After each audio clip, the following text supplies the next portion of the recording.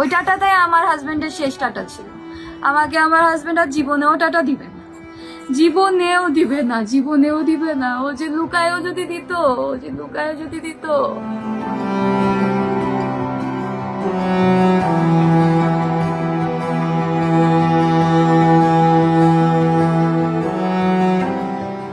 হয় আমাকে নিয়ে থাকতে হবে, না হলে তোমার মাকে 6 মাস তুমি তোমার আরো 2 ভাইয়ের কাছে রাখো, 6 মাস তোমার কাছে রাখো। আমার মা চায় আমাদের ডিভোর্স হোক। এই যে ওর মা আমাকে মারছে, এই যে দাগ। ও আমাকে ভালোবাসতো জন্যই শুধু ওই স্বর্ণটুকু যাতে অন্তত আমাকে দেয় ওর মায়া বা ওর ভাইরা, ওই জন্য ওই স্বর্ণের কথাটুকু ও শুধু উল্লেখ করছে। আমার হাজবেন্ড যে স্বর্ণের কথা উল্লেখ করে গেছে সে সব স্বর্ণটুকু ওরই কেনা, বিয়েতে যা দিয়েছে ঠিক তাই। রাস্তায় যাওয়ার সাথে সাথে ফোন, মা তুমি আমার যাওয়ার সময় আসলা না, আমি তোমাকে এতবার ডাকলাম যে মা আমি যাচ্ছি বেরোচ্ছি, তুমি তো আসলা না, রাগ হইছো কিসের জন্য হইছো? আচ্ছা মা আমার ভুল হয়ে গেছে। তারপরে ওর মা এসব কিছু করলো যে হ্যাঁ ভুল করছিস, হ্যান ত্যান আর করবি না। ইভেন আমার হাজবেন্ড যদি যেতে যেতে পথে যেতে যেতে সিঁড়ি দিয়ে নামতে নামতে, আমরা তো 7 তলার উপরে থাকতাম, নামতে নামতে ও যদি ফিরে তাকাইতো আমি তো দরজায় দাঁড়ানো থাকতাম, সেটা নিয়ে ওর মা ওকে বাজেভাবে খুব বাজেভাবে অ্যাটাক করতো যে ফিরে তাকানোর কি আছে, বউয়ের সাথে এত কি, বউকে এত লাই দেওয়ার কি আছে, তুই বেরোচ্ছিস তুই বেরোই যা, পিছনে তাকে আবার তাকাতাকি চোখাচোখি করার কি আছে। এটাও বলছে তার মা, আমার শাশুড়ি। সে তার ছেলেকে বলতেছে বউয়ের সাথে চোখাচোখি কেন করিস। ওই টাটাটাই আমার হাজবেন্ডের শেষ টাটা ছিল।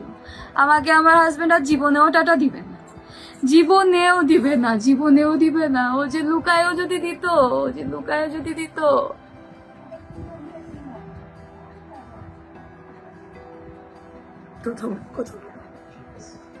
ঠিক আছে, আর দরকার নেই। আচ্ছা মা, এই যে আমি বলি আরেকটু বলো। ওইদিনকে দুপুরে ওর মাকে যখন মানাইলো যে মা আমার ভুল হয়ে গেছে আর টাটা দিব না, তখন তখন ওর মা আরো ব্লেম করলো যে তুই যে বাজার থেকে মাছ আনছিস তোর বউ না মাছের পিসগুলো ছোট করছে, অথচ মাছ কিন্তু কাজের মহিলা ওয়াশ টোয়াশ করে দিয়ে গেছে। আমার ভুলটা কোথায় হয়েছে, আমার শাশুড়ি মা কাজের মহিলাকে বলে দিছে যে আমার মানে আমাকে আমাকে যেন মাছ টাছ ধরতে না দেয়, দেখতেও না দেয়। কাজের মহিলা মাছ ধুয়ে যাবে, ও ফ্রিজে তুলে রেখে যাবে, উনি ওনার মতো রান্না বান্না করবে। কারণ কি, আমার হাজবেন্ড হচ্ছে মাছের পিসগুলো বড় বড় করে আনতো, সে খুব ভালো ছিল, সে তার মাকে বউকে খুব ভালো রাখার চেষ্টা করতো, প্রত্যেকটা সময় প্রত্যেকটা সেকেন্ডে চেষ্টা করতো তার মাকে আর বউকে ভালো রাখার। কিন্তু ওই যে বড় বড় পিস করে আনতো তো আমার হাজবেন্ড মাছের, তো আমার হাজবেন্ডের জন্য আমার শাশুড়ি মা বড় পিস গুলা রেখে আর সে বড় পিসই খেত, রান্না করে সে খেয়ে নিত। যখন আমার হাজবেন্ড অফিসে থাকতো আমার হাজবেন্ড দেখতো না যে তার মা খেয়ে নিচ্ছে, আর আমাকে যেহেতু মাছ দেখতে দিত না, তো আমি তো জানতেছি না কয়টা পিস বা কি রান্না করছে। আর যে বড় পিসগুলো ওইগুলোকে 4টা খণ্ড করতো, বড় পিসগুলোকে কেটে আমার শাশুড়ি মা 4টা ভাগ করতো। তার ছেলেকে কি দেখাইতো যে তোর বউকে একটা ভাগ দিচ্ছে আমিও একটা ভাগ খাচ্ছি, আবার রাত্রে তোর বউকে একটা ভাগ দিচ্ছে আমি একটা ভাগ খাচ্ছি, অথচ সে যে দুপুরে রান্না করে খেয়ে নিচ্ছে এইটা আমার হাজবেন্ড আর জানতো না। সে জাস্ট তার ছেলের সামনে ভালো সাজার জন্য এই কাজটা করতো, ওই জন্য আমার সংসারের কোনো কাজ আমাকে লাস্টের দিকে ধরতেই দিত না।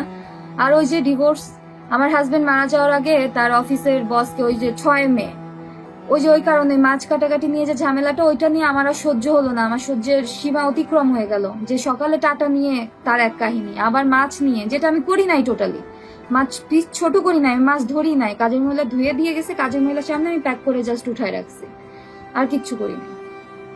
আমি দুপুর 2:30টার সময় আমার আর সহ্যের বাঁধ ভেঙে গেল।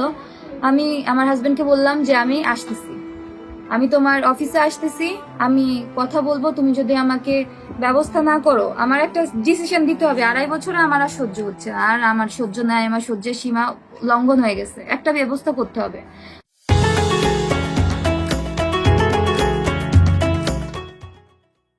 হয় আমাকে নিয়ে থাকতে হবে, না হলে তোমার মাকে 6 মাস তুমি তোমার আরো 2 ভাইয়ের কাছে রাখো, 6 মাস তোমার কাছে রাখো, যেহেতু অনেক ডিস্টেন্স চিটাগাং থেকে গোপালগঞ্জ, এটাও আমি মাথায় রেখে তাকে বলছি। সে বলে যে না, আমি তো আমার মাকে ছাড়া একটা দিনও থাকবো না, একটা দিনও না। পরে আমি বললাম যে আচ্ছা ঠিক আছে আমি আসতেছি। এই শুনে সে অফিস থেকে চলে আসছে, কজ অফিস আর বাসা পাশাপাশি ছিল, চলে আসছে। পরে আমি বললাম, আমাকে বাসায় এসে বললো কি তুমি কোথাও যেও না, আমি বললাম আমি যাবো, আমি সুইসাইড করতে যাব, আমি সুইসাইড করতে যাবই যাবো, তুমি আমাকে আটকাইতে পারবা না। তো আমাকে যখন সে আটকাইতে গেল, আমি লিফটে উঠতে গেছি, লিফটে উঠতে দিল না, বলে যে না তুমি যেও না। পরে আমি সিঁড়িতে নেমে যাচ্ছি, নেমে যেতে যেতে আমার হাজবেন্ড যে শুনছে আমি সুইসাইড করতে যাচ্ছি, আমার হাজবেন্ড আমার পিছন পিছন আসতেছিল যে না না তুমি এটা করো না। ওর মা ওই মুহূর্তে ওকে পিছন দিয়ে ডাক দিছে, এই তুই না খেয়ে যাইতে পারবি না, ও মরে মরুক। আমার শাশুড়ি আমার হাজবেন্ডকে বলতেছে ও মরে মরুক, ও যা ইচ্ছা করুক, ওর নাটক জানা আছে।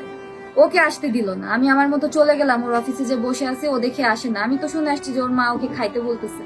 তো ও দেখি 45 মিনিট পরে ওর অফিসে আসছে। তো এই মুহূর্তে যখন 45 মিনিট পর ও গেল, আমি তখন ওকে জিজ্ঞাসা করলাম যে তুমি কি ভাতটা খেয়ে আসছো? বলে যে হ্যাঁ মা খাইয়ে দিয়েছে। আমি বললাম তোমার বউ তুমি শুনলা যে সুইসাইড করতে যাচ্ছে, তো তোমার মা ত্রিভক্তি এত বেশি যে তোমার বউ মরলে মরুক, তুমি ভাত খেয়ে আসলা তোমার মার হাতে, তাহলে তুমি কেন আসলা? বলে তো আসবো না, তোমাকে নিতে আসবো না। আমি বললাম আমি যদি সত্যি সুইসাইড করতাম, তোমার বস আর বসের বউ না থাকলে তো আমি সুইসাইডই করতাম।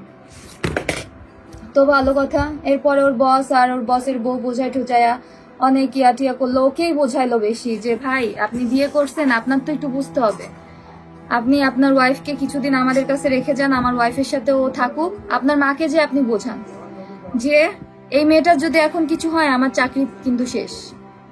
ও আমার হাজবেন্ড বললো যে ভাই আমার মাকে বুঝায় লাভ নাই, আমার মা চায় আমাদের ডিভোর্স হোক। সো এই পজিশনে আমার মাকে ওইটা বুঝায় লাভ নেই যে এই মেয়েটার ক্ষতি হইলে কি হবে না না হবে। আমার মা চায় ওর ক্ষতি হোক, ও মরে যাক বা ও চলে যাক, ওর আমার সাথে ও ডিভোর্স হয়ে যাক। এটা বলার পর ওর বস আর কিছু বললো না, বললো যে ভাবি আপনি এখানে 3-4 দিন থাকেন আমার ওয়াইফের সাথে। পরের দিন আমাদের রাত্রে 9:30টার দিকে আমাদের বাসা নিয়ে আসলো 6 মে আমার হাজবেন্ড। আমরা রাত্রে সব ঠিকঠাক করে আমরা ঘুমোলাম। পরের দিন সকালে আমার শাশুড়ি মা আবার শুরু করে দিল, ওই দিনকেই শেষ। ঝগড়া হলো, অনেক চরম পজিশনে ঝগড়া হলো। ওদিন থেকে আমার হাজবেন্ডের সাথে আর কথা হয় নাই। এই যে ওর মা আমাকে মারছে, এই যে দাগ। স্বর্ণ আমার হাজবেন্ড খুব সৎ মানুষ ছিল। ও আমাকে আমার বিয়ের ভিডিও তো বর্তমানে ফেসবুকে ঘোরাফেরা করতেছে, ওই বিয়ের ভিডিওতে যতটুকু স্বর্ণ অতটুকুই স্বর্ণ স্টিল আছে। 2 বছরে আর কি হবে, স্বর্ণ কিছুই নাই। কিন্তু ও এটা উল্লেখ করছে কারণ ও আমাকে প্রচন্ড ভালোবাসতো। ও জানতো, ওর মাকে চিনতো, ওর ভাইদেরকে চিনতো, ওর বোনদেরকে চিনতো যে ও না থাকলে ওর অবর্তমানে ওর কিচ্ছু আমাকে তারা দিবে না, কিচ্ছু না, কিচ্ছু না, কিচ্ছু না। যার কারণে ওইটা উল্লেখ করে গেছে যে ও তো আমার বউ ছিল, ওকে আমাকে তো খুব ভালোবাসতো, ওই জন্যই স্বর্ণের কথাটুকু উল্লেখ করে গেছে। ও আমাকে ভালোবাসতো জন্যই শুধু ওই স্বর্ণটুকু যাতে অন্তত আমাকে দেয় ওর মায়া বা ওর ভাইরা, ওই জন্য ওই স্বর্ণের কথাটুকু ও শুধু উল্লেখ করছে। আমার হাজবেন্ড যে স্বর্ণের কথা উল্লেখ করে গেছে সে সব স্বর্ণটুকু ওরই কেনা, বিয়েতে যা দিয়েছে ঠিক তাই, আর একটুও না, আর কিচ্ছু বেশি হয় নাই। 2 বছর বিয়ে হয়েছে আমাদের। আমার বাবা মাও দিয়েছে আমাকে বিয়ের সময় 1 সেট, আর সে দিয়েছে 1 সেট। এই স্বর্ণ বলতে শুধু এই। ওর আর আমার সম্পর্কের মধ্যে আমাদের পার্সোনাল কোনো ইস্যু নিয়ে আমাদের কখনো ঝামেলা হতো না। আমাদের একমাত্র ঝামেলার কারণ আমার শাশুড়ি বাধাই দিত, শাশুড়ি আমাদের ঝগড়ার কারণটা বাধাই দিত। আর আমার হাজবেন্ড আমাকে এত ভালোবাসতো, আমি যদি খুব খারাপ হতাম আমাকে তো ভালোবাসতো না, এতই ভালোবাসতো।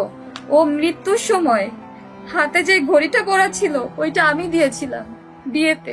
আচ্ছা 2.5 বছর আগে আমাদের বিয়ে হয়, ওর সাথে আমার মিট হওয়ার পরে ওই ঘড়িটা আমি ওকে দিয়েছিলাম। ও যে জামাটা পরা ছিল ওইটা আমার বাবা দিয়েছিল। ও সব সময় বলতো তোমার চিহ্ন আমি ছাড়বো না। আমি ওকে যে জুতাটা কিনে দিয়েছি এবার পুজোর সময়, দুর্গা পুজোর সময়, ওই জুতাটাই ও পরে শেষ হচ্ছে। আমার দেওয়া জিনিস পরেই ও গেছে। ও আমাকে এতই ভালোবাসতো।